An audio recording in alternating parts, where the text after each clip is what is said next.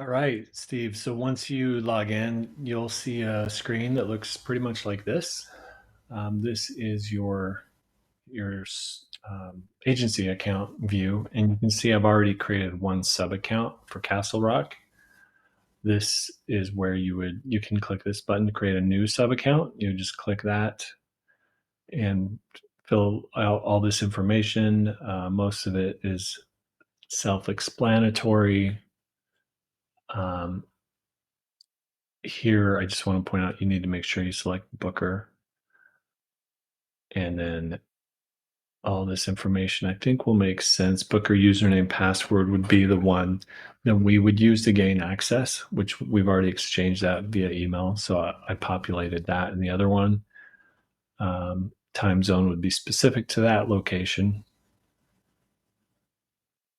And I think the rest is self-explanatory. So if you need to create another one, or when you're ready to create another one, that's how you would do that. This one, it's not fully active yet, but it's connected to Booker.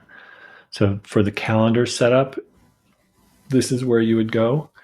And I need a couple things from Nick to be able to help you get this going, or at least get you started. We'll talk about that in the email.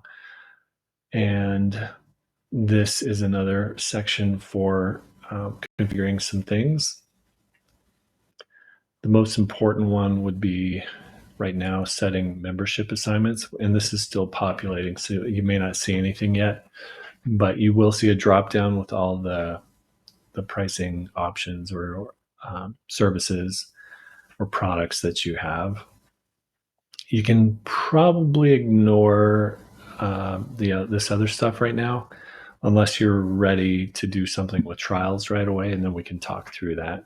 If you do want to use trials and kind of track it in high level and enable some automations, you would, again, this list is still empty right now, but you would click on each product or service. I guess it'd be service in this case that you want to count as a trial.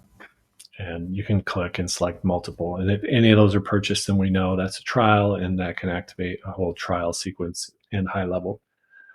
Um, for the most part, you can leave everything else the same. And for right now, I need you to go here. Normally, this would have happened before the account creation.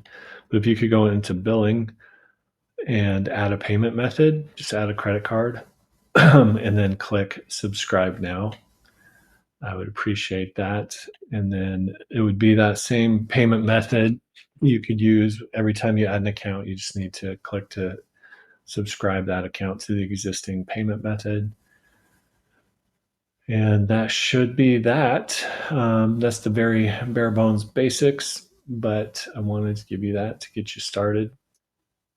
And then we'll be talking more over the next few days, I'm sure.